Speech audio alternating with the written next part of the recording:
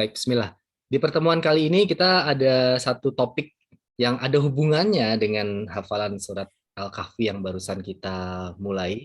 Kita niatkan istiqomah ya, kita niatkan istiqomah untuk sama-sama menghafal di 10 pekan atau lebih ke depan sehingga kita bisa mendapatkan keridhaan Allah dan perlindungan dari Allah di akhir zaman ini. Judul kita pada pagi hari ini adalah Stay in the Spotlight.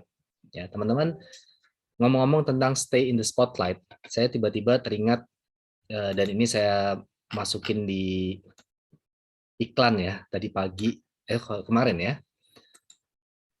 Saya tampilin di slide dulu deh. Ya, kenapa stay in the spotlight? Teman-teman kalau ingat salah satu adegan di akhir-akhir film Titanic gitu ya. Itu kan semua orang banyak yang terhanyut di air yang cukup dingin itu kan. Dan banyak yang bawa peluit ya tapi nggak kedengaran karena luas sekali lautnya, dan di akhir-akhir itu ada skoci yang lewat tapi dia pun hanya bawa senter yang teman-teman lihat di layar ini. Ini salah satu adegan di film Titanic. Artinya orang-orang yang nantinya akan dapat pertolongan itu adalah yang kena senter. Ya udah di center gitu ternyata wajahnya udah kelihatan nggak bergerak gitu, itu pun nggak ditolong karena udah mati kan. Dan kalau dia center kemudian kelihatan matanya masih terbuka gitu, baru dia kemudian akan tolong. Jadi teman-teman, bicara tentang pertolongan ya, kita pasti sudah sepakat bahwa Allah Maha menolong kita ya, asalkan kita ada di bawah senternya, ada di bawah senternya. Nah, bedanya senter yang ada di film Titanic ini dengan senternya Allah, dengan cahayanya atau sinarnya Allah adalah sinarnya Allah ini menaungi seluruh makhluk gitu ya, menaungi semuanya, memancar dan semua orang punya kesempatan. Hanya saja mungkin ada justru beberapa orang yang sengaja ngumpet ya, ngumpet di dalam rumah atau dia ngumpet di bawah pohon sehingga nggak kena sinarnya. Kita bayangkan sinar itu adalah sinar matahari, literally sinar matahari ya. Ada orang-orang yang sengaja dia memakai payung atau memakai berteduh di bawah pohon justru untuk nggak kena sinar matahari. Kalau misalkan sinar matahari itu berubah, kita bisa melihat ya bahwa sinar matahari itu adalah kasih sayang Allah, itu adalah pertolongan dari Allah. Kira-kira ada nggak yang mau pakai sunblock dan berteduh di bawah pohon, teman-teman? Yuk saya tanya. Kalau sinar matahari itu kita bisa melihat itu adalah pertolongan Allah. Ternyata pas dilihat bentuknya pertolongan Allah, pertolongan Allah. Kira-kira ada yang mau pakai sunblock nggak? Nggak ada. Nggak. Ya, semua orang berbondong-bondong keluar ke jalan gitu ya untuk berebut kena sinar tersebut ya. Nah, itu gambarannya teman-teman. Nah, di kesempatan pada hari ini, di layar sekarang kelihatan apa teman-teman di layar? Center. Oke, masih ya kelihatan orang lagi nyenter. Oke, sekarang kelihatan apa? Masih sama? Masih sama. Nah, udah berubah ya? Sekarang udah berubah? Mula-mula Islam udah. Oke, sip ya. Jadi teman-teman, sahabat semuanya, kita tahu ada hadis sahih Sama, Pak. bahwa mula-mula Islam itu tersebar dalam keadaan asing, kemudian akan kembali asing. Itulah orang-orang yang asing. Nah, teman-teman, sahabat semuanya, bicara tentang asing ini, saya mau kita melihat dulu ada beberapa fenomena yang penting yang saya harus tampilkan gitu ya sebelum kita jauh lebih dalam. Fenomena ini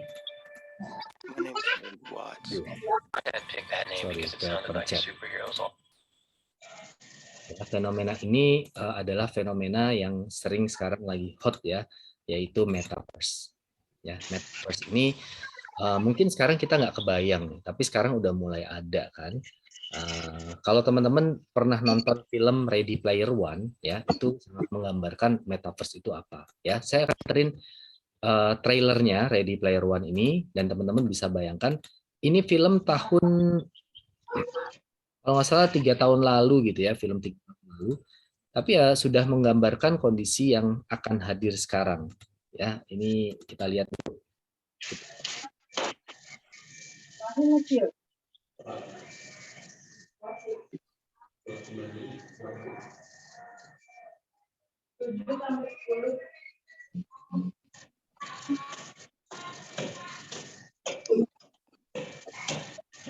Suaranya belum muncul ya? Oh iya, saya minta tolong ya beberapa teman-teman co-host bantu.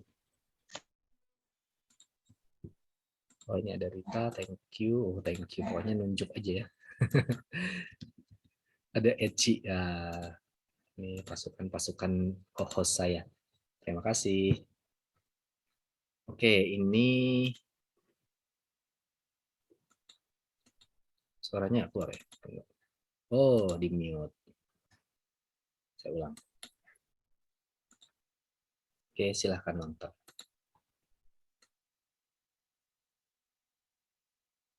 My dad picked that name because it sounded like a superhero's alter ego, like Peter Parker or Bruce Banner.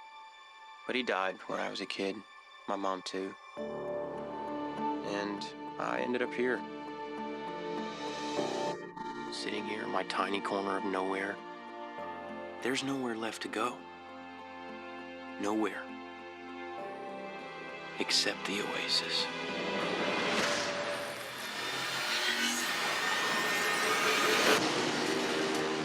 A whole virtual universe.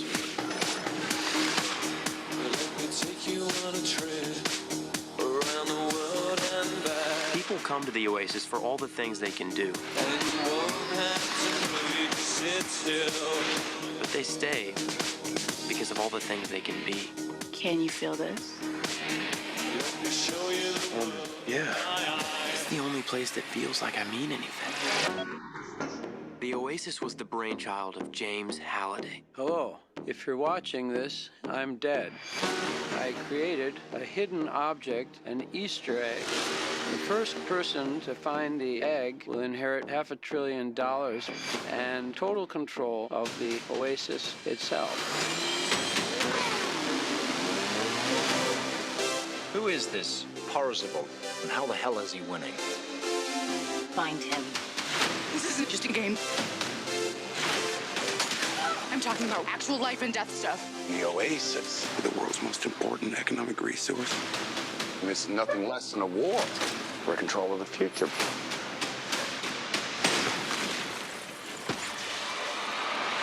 Welcome to the rebellion. Wade.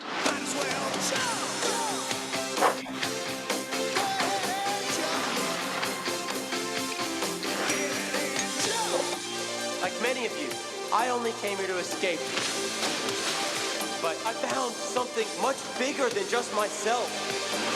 Are you willing to fight? Help us save the Oasis.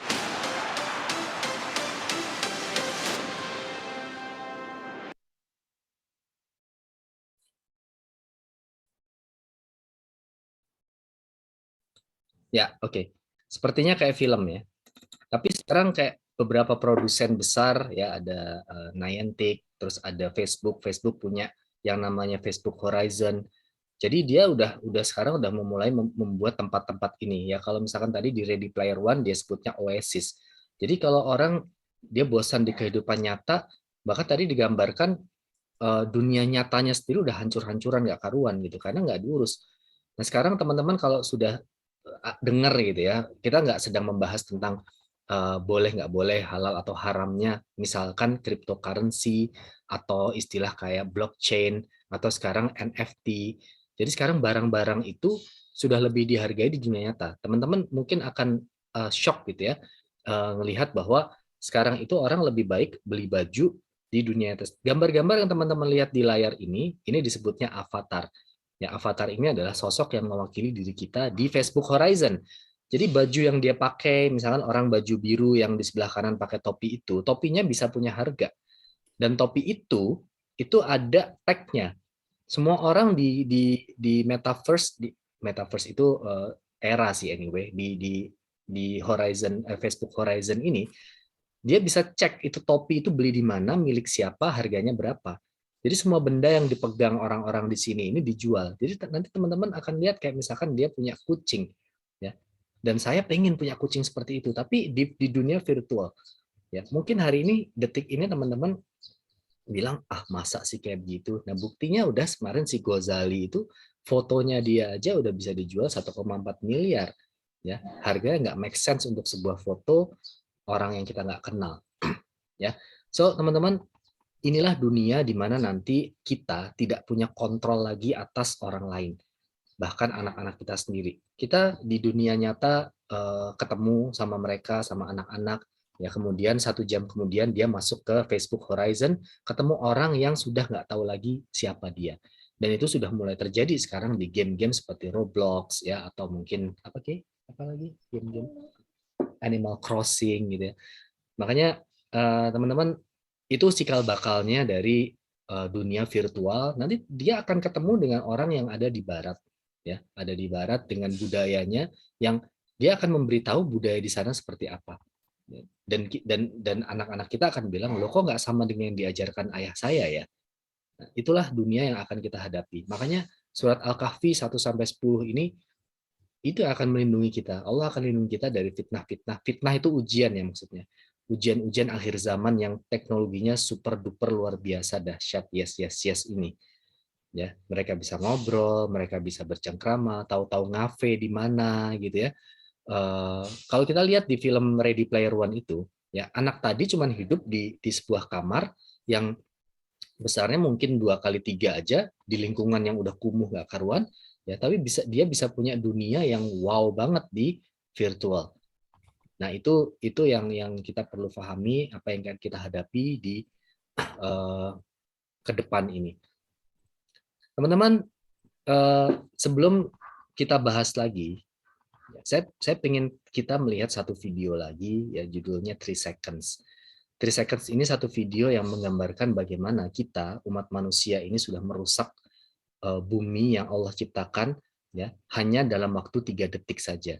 Jadi jika dihitung secara umur, maksudnya dihitung dari fosil dan sebagainya, itu ilmuwan menghitung kalau umur bumi sejak diciptakan itu adalah 24 jam, maka umat manusia ini baru ada, itu baru 3 detik saja. Saya ulang, kalau dari umur fosil dan sebagainya, ilmuwan itu meramalkan, menghitung bahwa bumi ini telah tercipta 24 jam, secara jam 24 jam, maka manusia itu baru hidup 3 detik. Nah, kita akan lihat apa yang sudah dilakukan manusia dalam 3 detik itu. Ya, ini dia yang dilakukan manusia dalam 3 detik.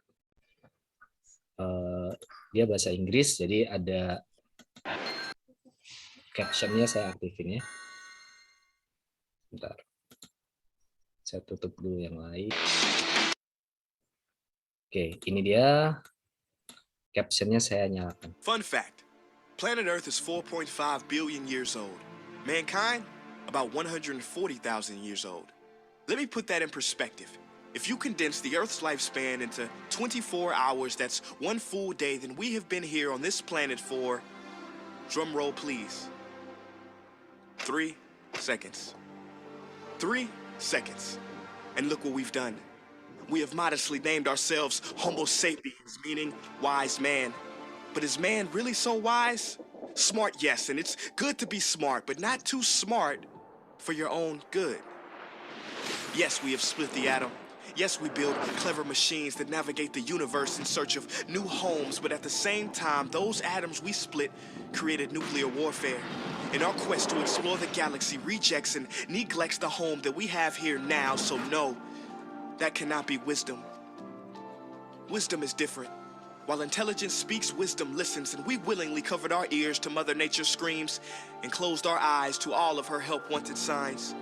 Wisdom knows that every action has an equal and opposite reaction, so if we were wise, we would not be shocked when we see storms that are stronger than ever before, or more drought, hurricanes, and wildfire than ever before, because there's more pollution than ever before, more carbon, more trees cut down than ever before. At a record pace, we have increased the extinction of animals by 1,000 times the normal rate. What a feat. In the next 100 years, every beloved animal character in every children's book is predicted to go extinct. Lions gone, rhinos gone, tiger, gorilla, elephant, polar bear gone. In 3 seconds. Species that have been here longer than us will be gone because of us. In this 3 seconds. In an existence shorter than a Vine video, we turn the circle of life into our own personal conveyor belt. Somebody, anybody help. We were given so much. The only planet in this solar system with life. I mean, we are 1 in a million. No, actually, scientifically, we are 1 in a billion, trillion. That's a 1 followed by 33 zeros. And I don't want to get too spiritual, but how are we not a miracle? We are perfectly positioned to the sun so we don't burn, but not too distant so we don't turn to ice. Goldilocks said it best. We are just right.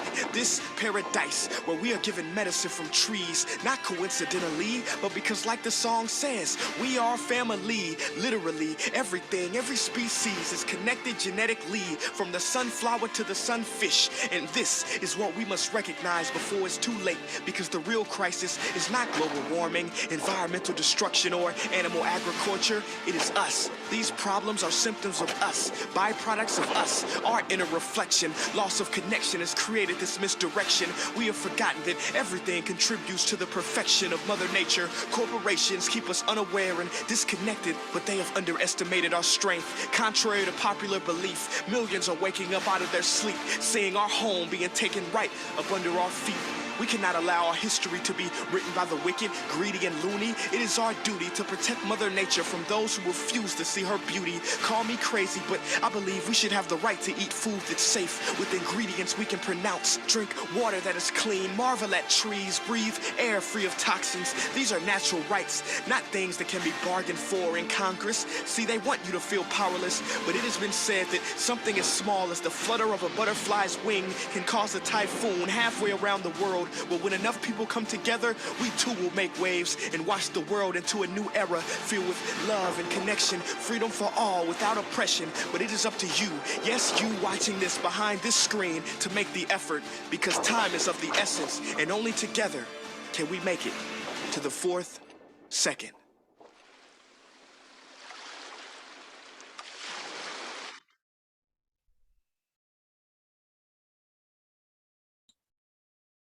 Yes.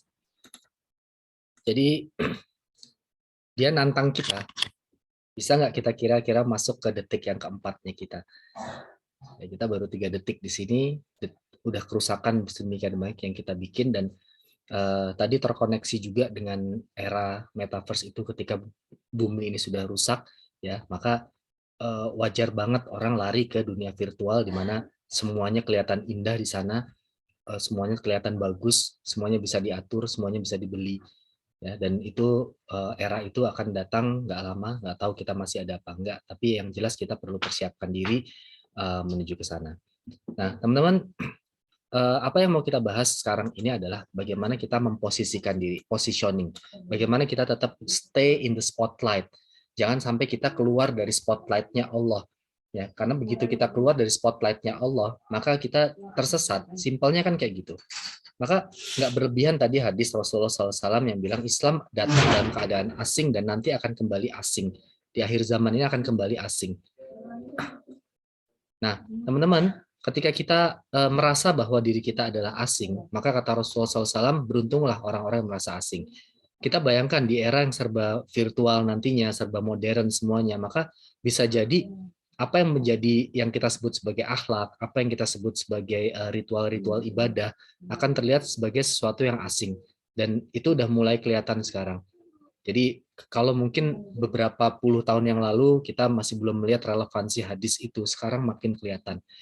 Jadi bicara tentang positioning, banyak dari kita yang kemudian keluar dari rel, kemudian keluar dari spotlight, keluar dari, jadi ini anggap kayak tadi Allah ngasih sinar sorot gitu ya di panggung gitu kan, dan kita kayaknya keluar dari sorotan ini enak deh ya. Sebentar, my roti lewat jamnya.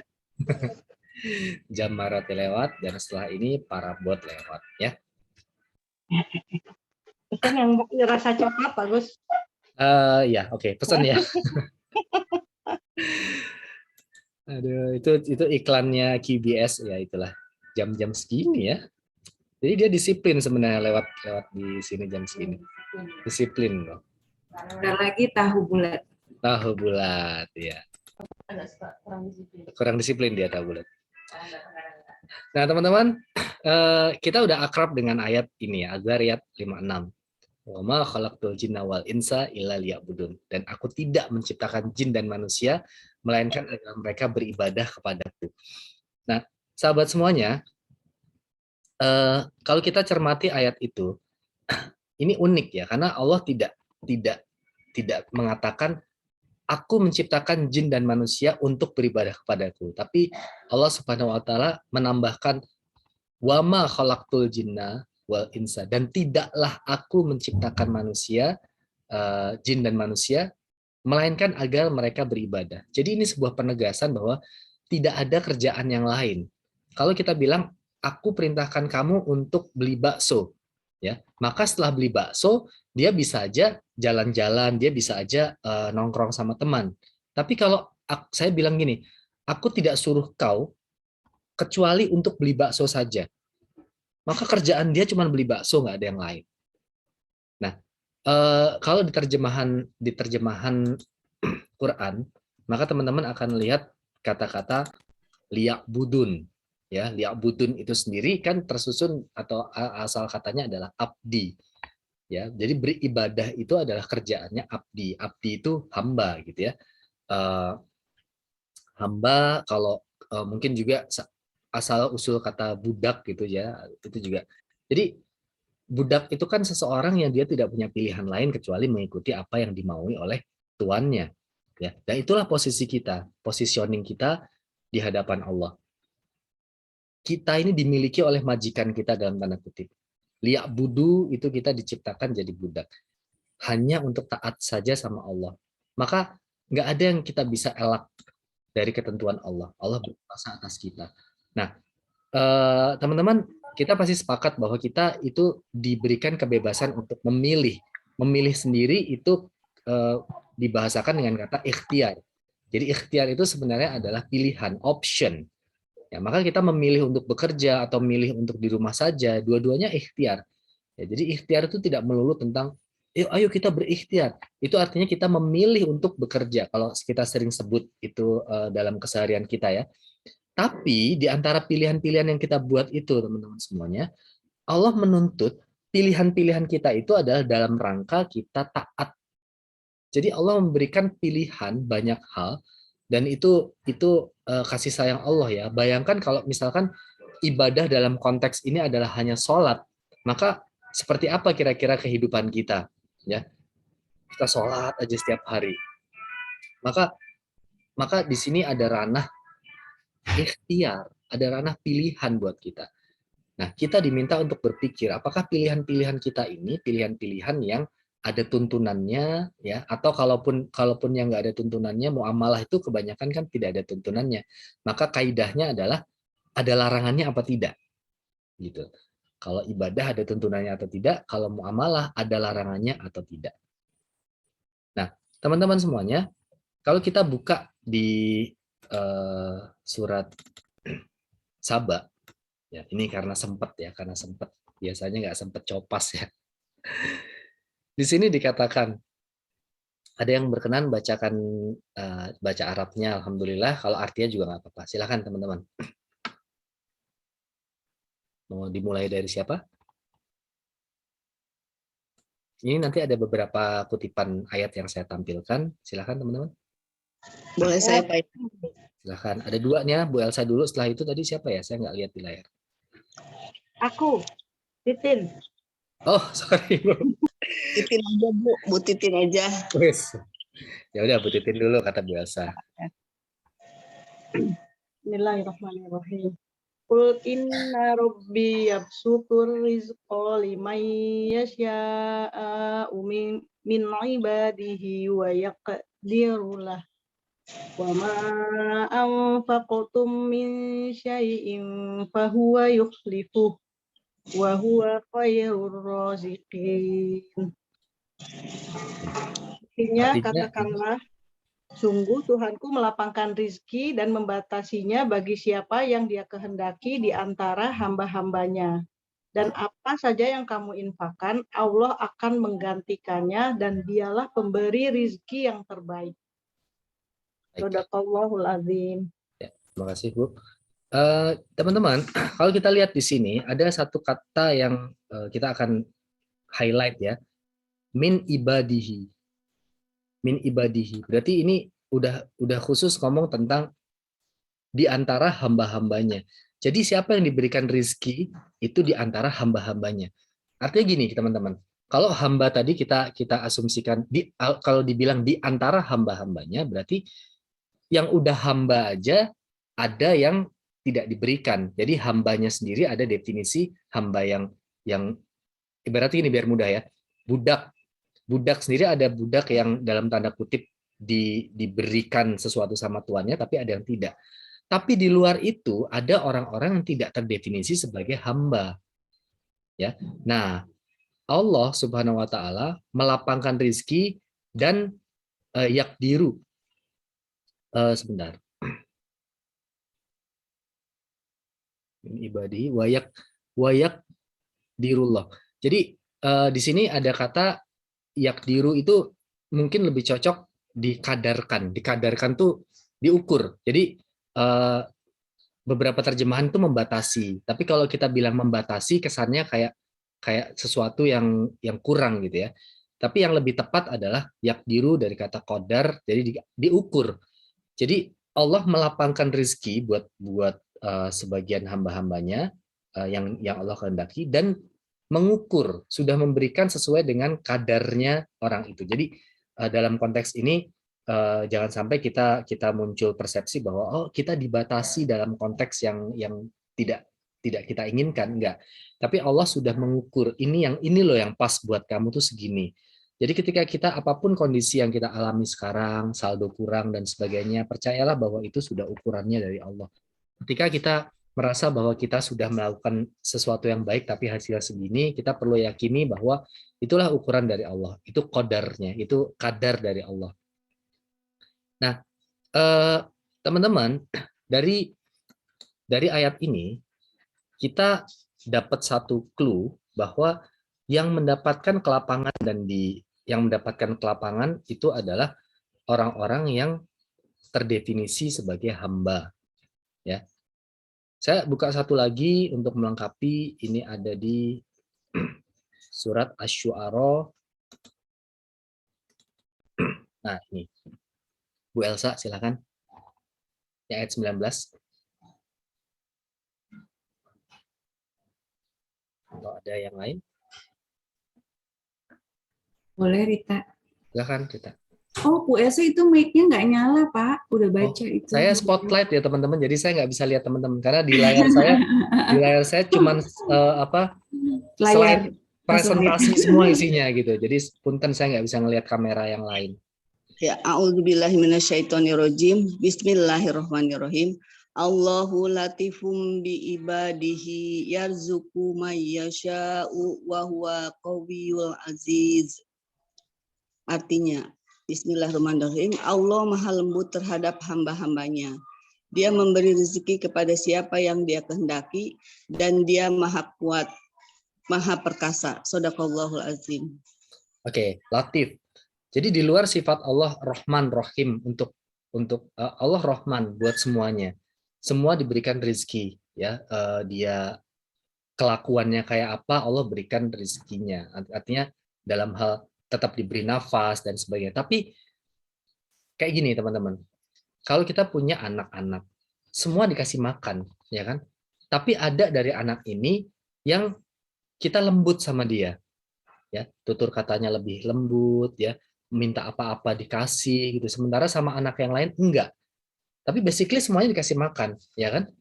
Nah, jadi Allah maha lembut. Kalau boleh diwakilkan biar kita mudah memahaminya, kita pun juga kayak gitu tuh. Terhadap siapa? Terhadap hamba-hambanya. Artinya gini, ini ada sekumpulan anak, ya. Tapi ada anak-anak tertentu yang orang tuanya ini lebih lembut sama mereka. Dia orang tuanya ini ngasih lebih sama yang dia kehendaki. Ya, karena dalam konteks keluarga, si kepala keluarganya inilah yang punya otoritas gitu kan. Nah, tentunya itu kalau saya sering bilang itu magang rasa. Kita diminta untuk merasakan itu, untuk memahami betapa mahanya Allah. Kita aja punya sifat lembut kayak begitu. Allah kayak mana? Kayak gimana?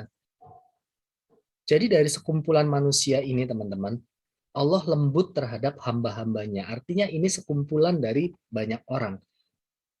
Jadi teman-teman bayangkan situasinya seperti kalau kita ada di posisi si anak itu yang orang lain atau kakak-kakaknya atau adik-adiknya, saudara-saudara yang lain, kamu sama dia, papa sama dia aja lembut, papa sama dia aja semuanya dikasih, sama aku aja diomel-omelin terus. Kenapa? Karena anak yang satu ini menghamba, dalam tanda kutip menghamba. Coba saya challenge teman-teman, kira-kira dalam konteks anak, penghambaan tanda kutip ya, penghambaan seperti apa yang anak ini berikan pada orang tuanya? Boleh ketik di chat. Kira-kira penghambaannya tanda kutip ya, penghambaan seperti apa yang anak ini lakukan ke orang tuanya? Silakan.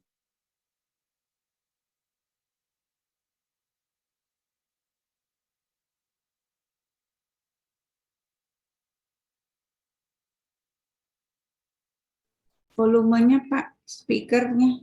Oh iya, sorry, saya mute sendiri. Bantuin mama di dapur, nurut kata orang tua, nurut santun, nurut manut, rajin, mengikuti semua pesan orang tuanya, berprestasi, nurut, nggak pernah bikin, nggak tahu kenapa semua banyak pakai kata nurut, patuh, kejar challenge. Pak Firdaus. Oke deh, kejar challenge. Oke, teman-teman, it like we are under some kind of strength gitu ya. Kita dikontrol untuk semuanya ngomongin nurut. Yang kemudian Anda kasih sesuatu yang lebih itu yang nurut. Kita ganti konteks Allah Subhanahu wa Ta'ala. Simple nggak jadinya sih? Yang dibilang hamba itu kemudian siapa? Orang-orang yang nurut. Kita yang nurut kan? Jadi teman-teman, kita ini kan lagi mencari karunia Allah. Dalam bagian kecil dari karunia Allah itu kan API, profit, bonus, promosi kan gitu. Ya nggak dosa juga kok, itu tenang aja. Jadi rezeki ini, bagian dari rezeki ini diberikan Allah pada hambanya. Sehingga kalau positioning kita benar sebagai hamba, we are under His spotlight, ya. Maka spotlight itu kayak kalau di dalam perut itu kayak plasenta. Kalau kita si bayi ini masih connect plasentanya, makanan dikasih gitu. Tapi kalau bayi ini iseng, duh ini nyusahin banget sih plasenta, dicabut tuh plasentanya karena bayinya mau keliling-keliling, ya maka suplai makanan juga akan terputus. Selama kita under His spotlight, kita ada di bawah sinarnya Allah Subhanahu wa Ta'ala, maka yang Allah ingin lihat adalah kita udah disinar. Allah lihat. Terus kita bikin error gitu. Kelihatan juga kan? Kita under His spotlight, tapi kita bikin error. Maka itu kayak kita bilang, itu kita keluar dari sinarnya Allah. Nah, kalau kita mau masuk dalam kategori 2 surat yang tadi teman-teman, kita dapat kelembutan, dapat rezeki, maka kita perlu di posisi yang benar. Nah, seperti apa kita merefleksikan penghambaan ini? Oke, teman-teman, hanya hamba Allah yang mendapatkan rezeki. Kita pahaminya kayak gini deh, biar mudah memahaminya ya. Saya mau gambarin. Nah, dulu. Oke, perkenalkan. Ini Pak Ali. Ini Pak Alex. Dua-duanya sama-sama kerja. Ya, kerjanya sama-sama di Pertamina deh ya. Pertamina. Oke. Nah, ini Pak Ali. Ini Pak Alex. Pak Ali, dia memutuskan untuk bekerja dengan dedikasi yang tinggi. Nurut, taat aturan, taat sama job description-nya. seluruh daya dan upayanya dia curahkan untuk perkembangan Pertamina. Ya, jadi dia nggak peduli juga nih dikasih ini kan kadang-kadang ya naudzubillah ya istighfar kalau kita salah caranya ngerekrut juga ya. Kita bilang bahwa kadang-kadang saya ngajarin gitu juga soalnya. Kamu nih gedein perusahaan orang gitu kan. Tapi itu dedikasi. Walau sekarang kalau kita tarik-tarik nggak ada yang salah dengan itu kan. Nggak ada yang salah dengan itu. Rezeki juga dari Allah gitu. Jadi kita istighfar kalau kita berlebihan memaknai itu. Ya. Intinya gini, kita berdedikasi wilayah kerja kita di Pertamina. Maka nggak ada lain yang jadi ukuran adalah yang jadi ukuran dedikasi kita adalah pertumbuhan si Pertamina ini, benar nggak? Nah, job desk semua kerjaan diikutin. Akhirnya kalau Ali minta sama bos di Pertamina, bos saya mau ke Palembang, ya, Palembang. Mau ngapain? Saya mau riset di sana. Kayaknya di satu titik baru. Oh ya, itu dari mana kamu tahu? Dari hasil studi saya. Jadi kemarin saya 1 bulan melakukan studi dada gitu ya. Oke, kalau gitu berapa hari kamu perlu? Saya mungkin perlu sebulan. Ya udah, sebulan. Dia panggil sekretarisnya. Tolong beliin tiket bisnis kelas ya. Terus hotel tolong kasih Novotel atau yang bintang 5 kalau ada. Terus nanti kasih voucher buat makan pagi, siang, sore ya sama Pak Ali ini. Oke, ya silahkan berangkat. Kenapa Pertamina ini ngasih ini semua? Karena dia tahu Pak Ali ini orang yang taat aturan dan seterusnya tadi. Job desk-nya diikutin, nurut dan seterusnya. Bahkan untuk semua karyawan Pertamina ya, itu dikasih kayak ada rumah sakitnya gitu ya, tempat Bu Elsa langganan ya, rumah sakit Pertamina, terus ada perumahannya gitu, ada apa lagi sih, sekolahannya juga ada gitu kan Pertamina gitu, saking orang-orangnya berdedikasi. Nah tapi beda dengan Pak Alex. Pak Alex ini pimpinannya bilang begini, yang dikerjain itu, disuruh ngerjain ini, yang dikerjain yang lain. Nah, teman-teman, sahabat semuanya, pimpinan di perusahaan selama dia tidak bermaksiat sama Allah, bahkan presiden sekalipun selama dia tidak bermaksiat sama Allah, itu wajib diikuti. Ya, karena itu adalah wujud kepatuhan. Selama tidak bermaksiat ya.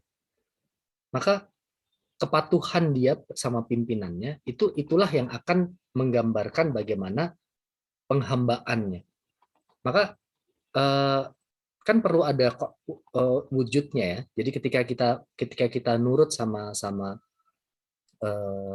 bos, itu bukan berarti ilahnya adalah si bos, tapi diniatkan ya, aku nurut ini untuk menjalankan profesionalitasku, ya ini pasti petunjuk yang Allah berikan ya agar aku bisa bermanfaat dan seterusnya.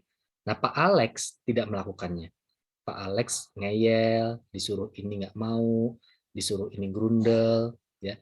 Begitupun dalam konteks bisnis kita, teman-teman. Kita bekerja dalam tim. Tentunya secara hierarkis ya, teman-teman punya satu unit bisnis sendiri. Tapi teman-teman juga menjadi bagian dari unit bisnis yang lebih besar di atasnya dan seterusnya. Nah, maka setiap kita itu diuji bagaimana kemudian kita nurut dari arahan pimpinan unit bisnis ini. Ya. Nah, selama petunjuknya itu tidak bermaksiat gitu ya, maka ikuti. Kita udah bahas di pertemuan yang sebelumnya bahwa sebenarnya yang menjadi kunci dari turunnya rezeki adalah kepatuhan. Bukan kemudian kita diminta untuk memikirkan apakah metode ini pas atau enggak. Teman-teman ingat kisah Nabi Musa alaihissalam. Ketika Allah Subhanahu wa taala ya Pak Ali bukan menjilat. Ya pokoknya betul Bu Elsa. Pokoknya semuanya harus dalam koridor spotlight-nya Allah gitu ya. Kerja benar dan seterusnya ya. Teman-teman, saya sampai mana tadi? Oh ya, ketika kita sudah melakukan hal yang baik, kisah Nabi Musa tadi ya, apa yang dibilang sama umat Musa? Umat Musa ini dia bilang gini, kayak kamu pakai metode ini deh, kamu coba ngomong ini deh buat klienmu, ya. Tapi kata umat Musa apa? Enggak. Kita akan terkejar kalau kamu pakai cara itu. Nabi Musa sudah mengajak umat Musa untuk keluar dari Mesir ya ke tanah yang terjanji ya, kemudian mereka bilang, bro, ini kita akan kekejar nih ya. Orang-orang Bani Israel ini kan manggilnya ya Musa gitu ya.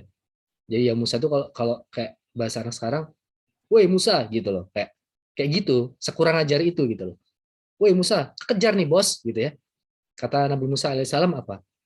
Kalah, ya, nggak akan, karena Tuhanku bersamaku. Dia bilang Tuhanku bersamaku, dia nggak bilang Tuhan kita bersama kita, nggak.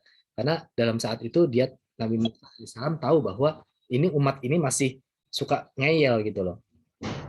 Akhirnya Allah Subhanahu Wa Taala memberikan wahyu ngetokin tongkat. Kalau misalkan dikasih tahu ke umatnya, aku sudah dapat petunjuk dari Tuhanku, ngetokin tongkat. Kira-kira diketawain nggak? Nggak mungkin lah kayak begitu caranya, kayak gitu ya, nggak nurut. Ya, tapi cara Allah itu kalau kita pikirin, pakai cara kita, Allah akan bilang ya udah sok pikirin aja sendiri. Nah, dalam konteks organisatoris, dalam konteks unit, teman-teman, kita dulu pernah kita bahas, a great leader was a good follower. Ya, great leader was a great follower.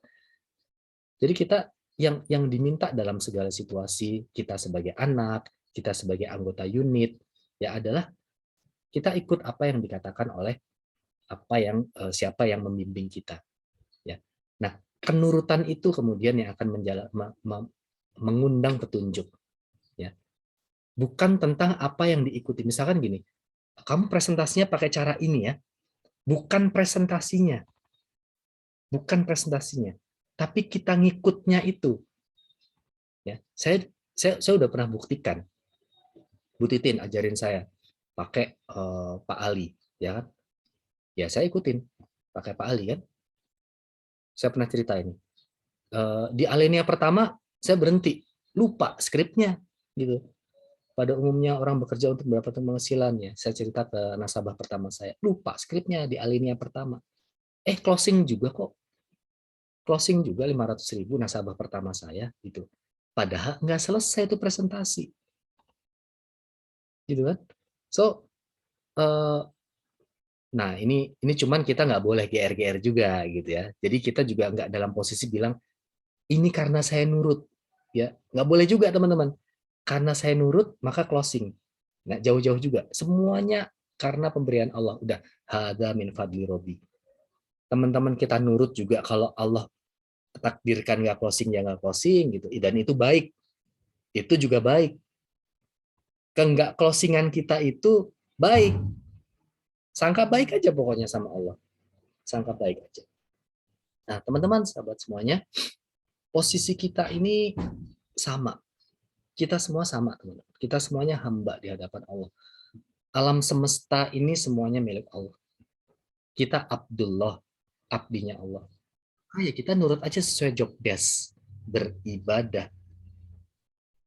Saya hambamu ya Allah. Saya nurut sama keputusanmu. Saya tunduk sama kitabmu. Saya ngikutin Rasulmu. Engkau Robnya. Saya hambanya. Saya budak.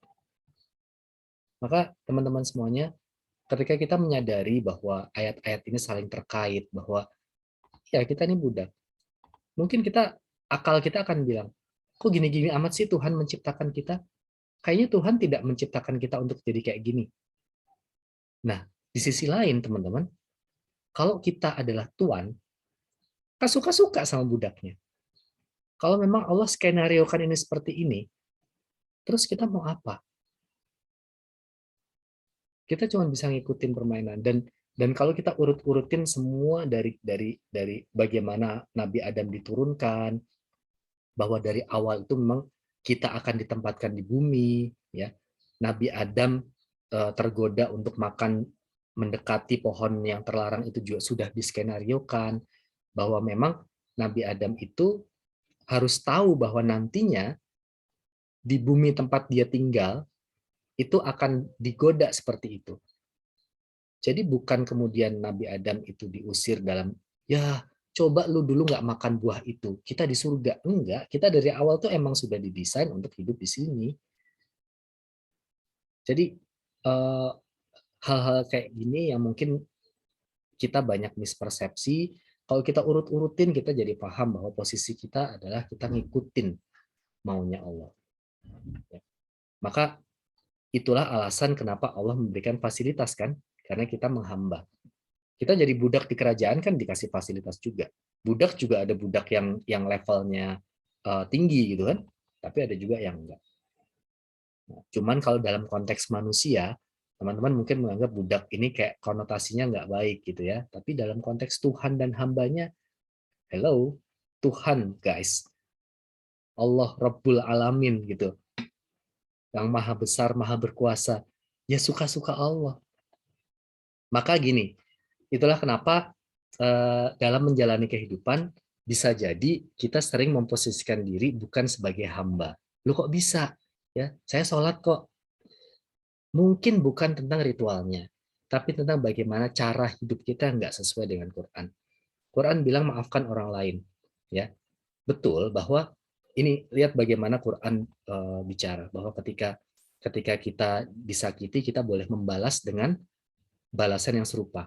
Kesannya seperti kita agama yang penuh dendam, ya.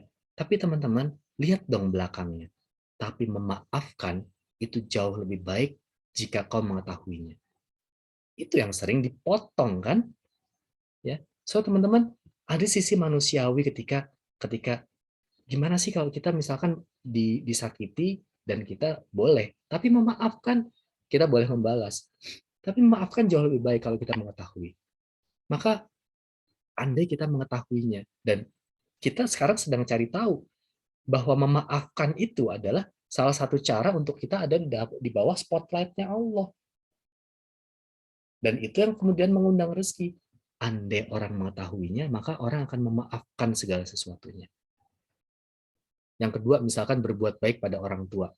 Ya, birrul walidain. Itu juga mengundang rezeki, membuka pintu rezeki juga. Yang ketiga mungkin kayak apa ya, berinfak di kala sempit maupun lapang. Lapang mungkin mudah, sempit yang kepikiran. Lapang mungkin kita ikutin, tapi pada saat sempit bisa jadi enggak. So, teman-teman semuanya, kita ini ada jarak antara apa yang Allah inginkan dan apa yang kita yakini. Jangankan lakukan. Yang kita yakini ada jarak sama maunya Allah. Yang maunya Allah adalah kita bersedekah kala sempit. Tapi yang kita yakini, lah kan kita lagi sempit, kok suruh sedekah? Apalagi melakukan, lebih jauh lagi jaraknya. So, teman-teman, siapa di sini yang mau diurus sama Allah atau mau mengurus diri sendiri? Kalau kita mau diurus dengan Allah, tanyakan pada diri kita, apakah bisnis atau cara kita berbisnis ini sudah selaras dengan maunya Allah? Kita cek lagi, teman-teman. Saya pengakuan dulu ya, pengakuan. Ada masa-masa gitu ya di dalam kehidupan bisnis saya ketika saya serahkan segala sesuatunya itu ke sekretaris misalnya gitu. Tolong dong bikinin formnya, tanda tanganin aja dan seterusnya gitu. Bahkan mungkin kita yang tanda tanganin gitu. Waktu berlalu gitu ya. Ribet sih memang, ribet. Cuman yang sekarang kita mau dapatkan kan mengundang kita mau tetap di bawah spotlight-nya Allah kan, ya. Maka lakukan aja. Kalau memang harus kirim. Kalau minimal dikurangi lah. Contoh dikurangi gimana? Kalau selama ini kita semuanya gitu ya, semuanya. Masih ada satu yang terpaksa banget, itu pun nasabahnya ngizinin gitu. Aduh, ini nanti dipotong gawat ini ya.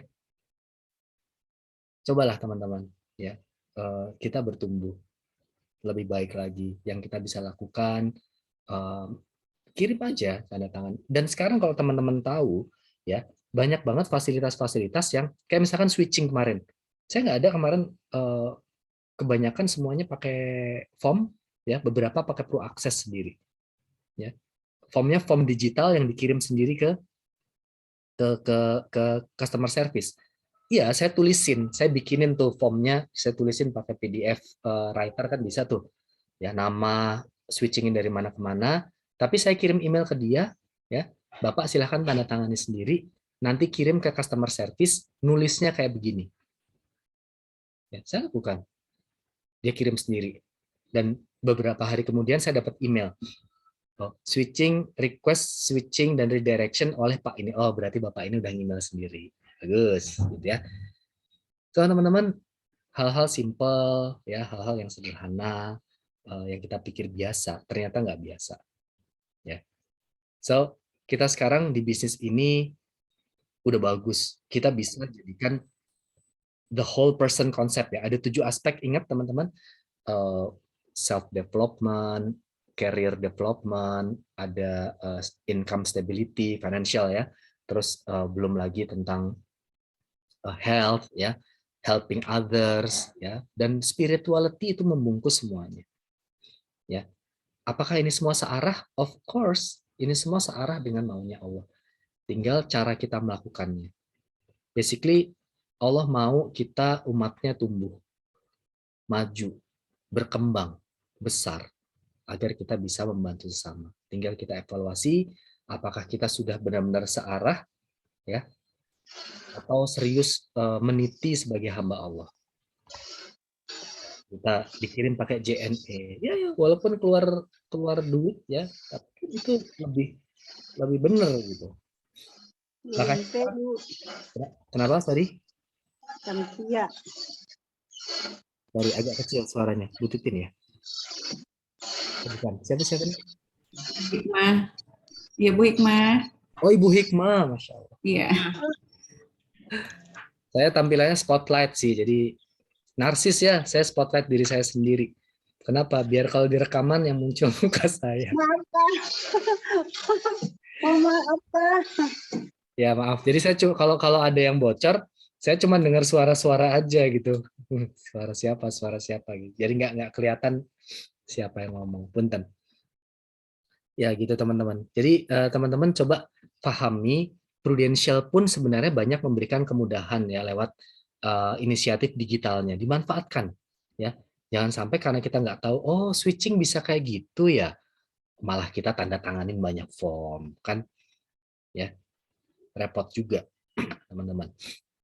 Padahal ada fasilitas yang bisa memudahkan nasabah-nasabahnya untuk bisa mengurus itu sendiri. Saya yakin kok semua fungsi-fungsi yang selama ini kita kira bisa harus pakai form itu semuanya bisa dilakukan secara digital. Ya.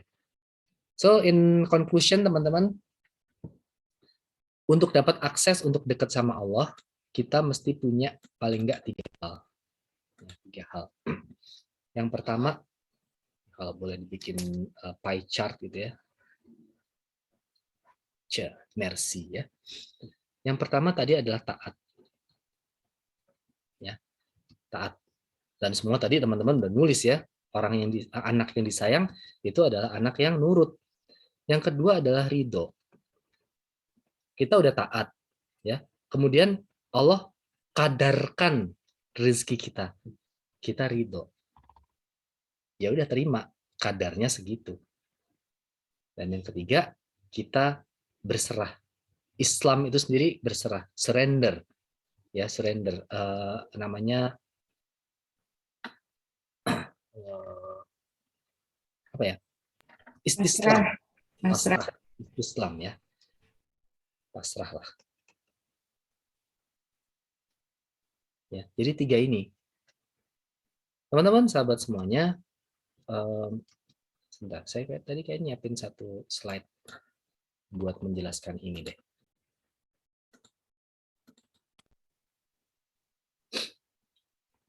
Oh iya, ini sorry, saya lupa, ini kelewatan ya.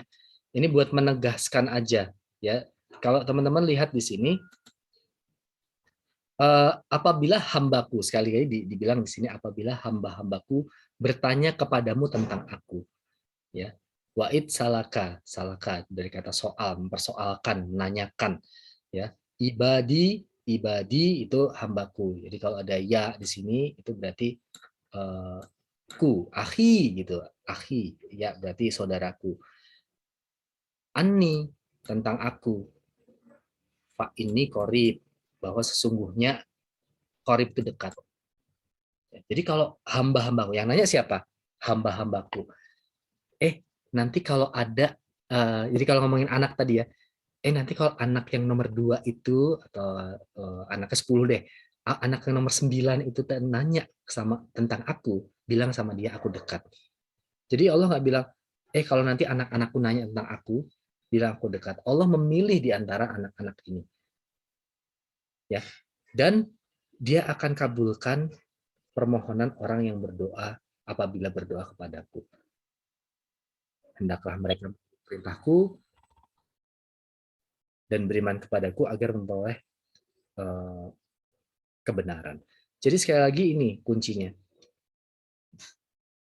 Allah pilih.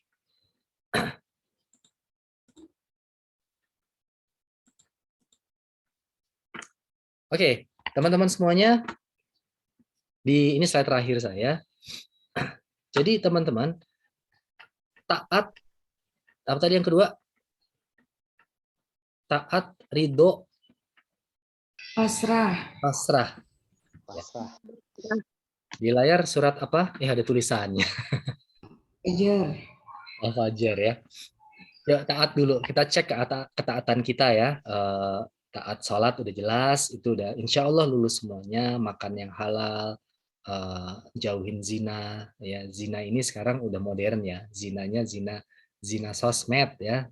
Kalau zina fisik mungkin teman-teman jauh gitu.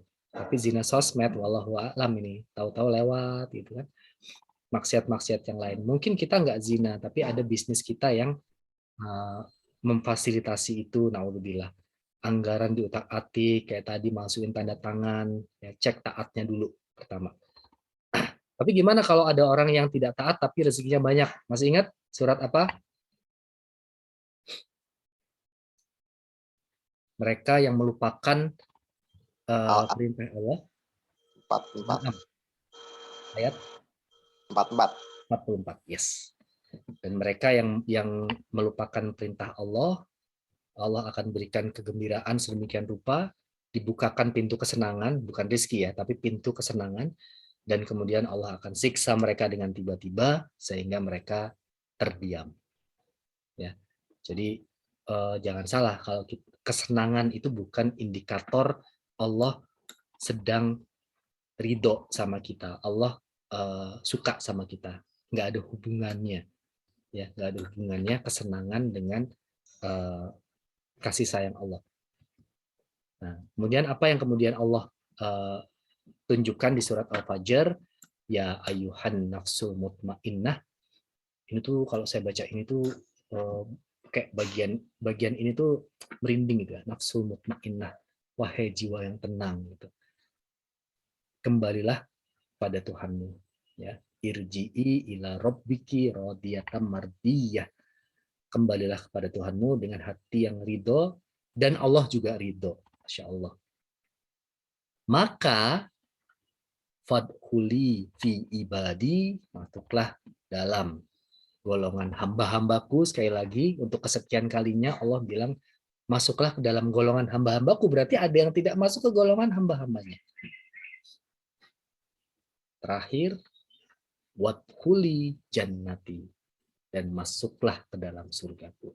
Ingat di pertemuan sebelumnya, surga ini dalam konteks dunia kita anggap sesuatu yang kita inginkan, goals ya, goals duniawi. Dalam konteks kecil, konteks bisnis, ya, maka boleh dibilang ini dalam konteks kita bisnis, kita kembali pada cara-cara Allah, kita ridho pada keputusan-keputusan Allah, orang-orang di sekitar kita juga kita ridho sama mereka sehingga mereka juga ridho. Masuklah dalam golongan orang-orang yang memang memenuhi peraturan-peraturan yang ada di organisasi, ngikutin arahan-arahan, dan capailah goals Anda dalam bisnis. In conclusion, teman-teman, yuk kita kembali menjadi orang-orang yang taat, sehingga Allah ridho dan Allah masukkan kita dalam golongan hamba-hambanya yang Allah curahkan tadi kelembutan, Allah curahkan rezeki pada hamba-hambanya. Saya jawab Pak Hendra nanya, nasabah kirim emailnya kemana untuk form digital? Ya, kirimnya ke customer.idn@prudential.co.id. Ya, jadi tanda tangan, scan nggak masalah ya, di scan, nanti dikirim ke sana. Ya, oke. Nggak semua form sih kayaknya yang bisa didigitalkan ya. Form penarikan, saya pernah masukin form penarikan loh. 200 juta pakai form digital, diterima. Ya, terima, cair. Jadi insya Allah bisa tuh, teman-teman. Baik, teman-teman. Ya, sama-sama. Kalau ada yang masuk, berarti ada yang enggak. Ada yang mungkin robnya adalah uang, robnya adalah apresiasi. Orang kita mungkin sibuk dengan apa yang orang lihat, tapi kita kurang sibuk dengan apa yang Allah lihat. Kita fokus pada pandangan orang, ya. Banyak sering orang bilang, jangan mau kamu digituin, jangan mau kamu digituin. Padahal kalau kita maafkan dia, maka Allah akan kasih. Biar Allah yang makar, biar Allah yang balas. Jadi katakan, saya menerima apapun yang terjadi pada diri saya. Jangan jadikan Allah jadi vendor kita. Vendor kita kan kayak gini, ya Allah, kenapa? Kenapa kau lakukan ini padaku? Kata Allah, ya suka-suka saya. Ya, why me? Kata Allah apa? Why not? Gitu. Kalau ada mitra bisnis yang nggak sesuai dengan keinginan kita harus nanggung beban bisnis dan seterusnya. Apakah kita ridho? Apakah kita ridho kita punya agent seperti ini? Apakah kita ridho kita punya leader yang seperti itu? Apakah kita ridho kalau nasabah kita seperti ini dan seperti itu? Jadi saya ingat di beberapa pertemuan yang lalu bagaimana kita berserah ya, yang terakhir bagaimana kita istislam. Ayo kita ganti doa-doa kita. Doanya mungkin nggak salah, cuman mungkin saya berpikir daripada mungkin kita minta, ya Allah beri aku kekuatan untuk menyelesaikan ini. Berarti setelah kita dikasih kekuatan, kitalah yang mau menyelesaikan kan? Tapi coba kalau kita switch, kayak Lukman bilang gini, ya Allah saya nggak ngerti lagi deh, saya mesti jalanin ini gimana? Saya serahkan semuanya ke Engkau. Kita ngaku sama Allah bahwa kita nggak bisa, ya. Nggak ada satupun hamba yang tunduk pada Allah kecuali Allah akan angkat derajatnya. Ya, jadi jangan kita gunakan doa-doa yang sombong kayak beri aku kekuatan, aku akan selesaikan masalah ini, beri aku ilmu agar aku bisa menyelesaikan masalah ini. Kalau kita nyerah, kita surrender, kita Islam sendiri surrender artinya, maka Allah akan pertemukan kita dengan orang-orang yang kita butuhkan. Tenang, ya. Kita pegang iman ini, berserah, kita ini hamba Allah, jangan kemudian kita melawan kehambaan ini. Ya. Kayaknya itu aja teman-teman. Kita tetap di spotlight-nya Allah. Ini sengaja saya taruh di atas saya ini ya. Jadi biar kita tetap ada di spotlight ya, gitu ya. Dan kita saling mengingatkan tawasau bil haq, tawasau bis sabr, karena pada dasarnya kita defaultnya merugi, innal insana lafi khusr, kecuali kita berserah. Ya, Mbak Dian, straight to the point, kita berdoa ya, gue nggak bisa, gue pengen ini ya Allah, gue nggak bisa, gue nggak sanggup. Saya jalankan ini sebagai syariat ya, syariat saya sudah melakukan sesuatu sebisa saya ya, tapi saya nggak ngerti lagi deh ini mesti gimana.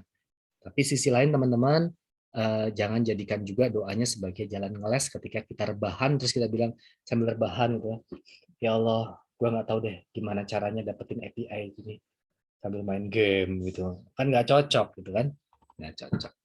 Saya tahu lah dalam hati kecil kita merasa nggak cocok kalau kayak gitu ya.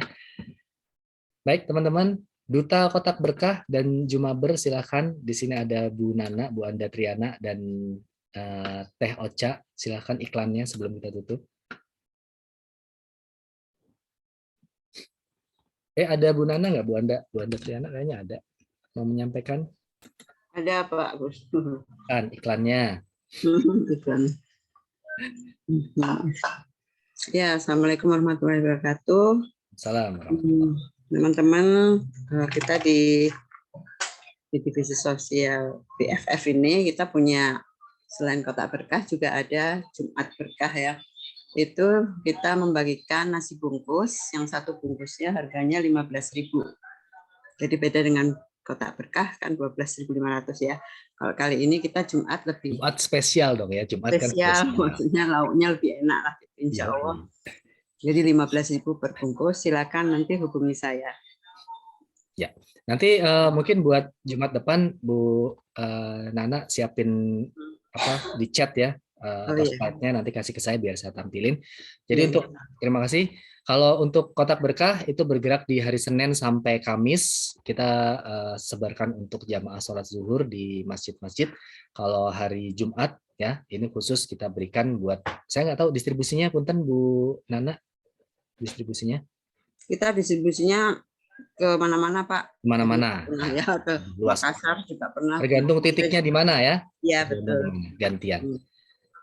Oke, terima kasih teman-teman. Silahkan follow Kotak Berkah ya. Nanti di situ ada informasi tentang Kotak Berkah dan Jumat Berkah di Instagram @kotakberkah.